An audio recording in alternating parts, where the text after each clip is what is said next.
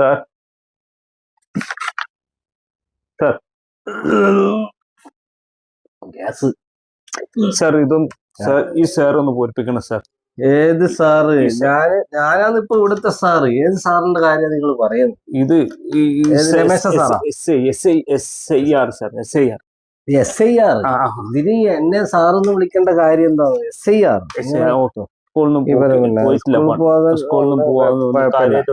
Okay, no problem. എന്താ പേര്? Sundaran. Sundaran Sundaran sir. വീട്ടുപേര്? വീട്ടുപേര് വരുമ്പോ എന്താ വരിക? പുത്തമ്പര. ഉറപ്പില്ലല്ലേ വീട്ടുപേര്? പുത്തമ്പരക്കാന്ന് പുതിയ വരയാകുമ്പോ വീട് എടുത്തിട്ട് കുറെ ആയിട്ടില്ലേ? പഴയതായിട്ടുണ്ടാവും. ഓക്കെ, എന്നാലും പുതിയ പുരയെന്ന് എഴുതാം. ഓക്കെ, പുതിയ പുരയിൽ നിന്ന് എഴുതുന്നുണ്ട് ഇപ്പൊ. 2002 അങ്ങനെ അങ്ങനെയല്ലേ? 10 കൊല്ലം കഴിഞ്ഞാലും പുതിയ പുര തന്നെ ആയിരിക്കും. അത് എന്തോ മാറിയില്ല.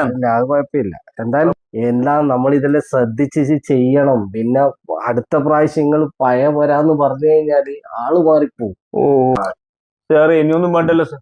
നീ എപ്പിക്ക് എവിടെ? എപ്പിക്ക് ഇന്ന് വന്നിട്ടില്ല. എന്റെ കൂടെ സാധാരണ എല്ലാരും വരില്ല, വിമാനെല്ലാം വരില്ല. ഇന്നും വേറെ മോന്റെ അച്ഛന്റെ അമ്മന്റെ കൂടെ എവിടെ പോയി. എപ്പിക്ക് നമ്പറാ ചോദിക്കുന്നത്. കളിച്ച എപ്പിക്കിനല്ലേ MDX. ബാക്കി സാറിനെ പൂരിപ്പിച്ച സാർ. അതൊന്നും അറിയില്ല. ശരി, എന്നാ പിന്നെ എല്ലാം റെഡിയാവും. Okay okay. എന്താ പേര്? എന്നാ പോയി പാത്തിട്ടോ.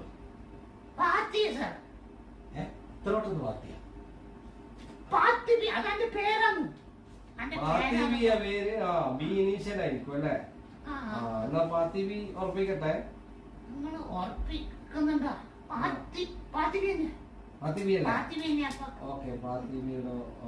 ഒരു വട്ടം 2 വട്ടമായിട്ട് ഉറപ്പിക്കുന്നുണ്ട് കേട്ടാ.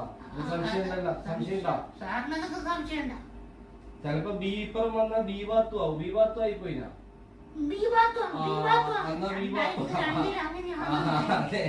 കഴിഞ്ഞ പ്രാവശ്യം ബീപ്പർ വന്നേരം ബീവാത്തു ആയിരുന്നു. ഓക്കെ, എന്നപ്പോ കറക്റ്റാണ്.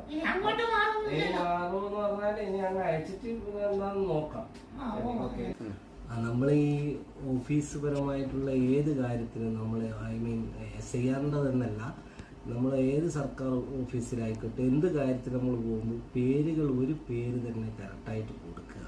അത് പേരുകൾ നമ്മളിങ്ങനെ മാറിയും മറിഞ്ഞും വീട്ടിൽ വിളിക്കുന്ന ചെല്ലപ്പേരുകൾ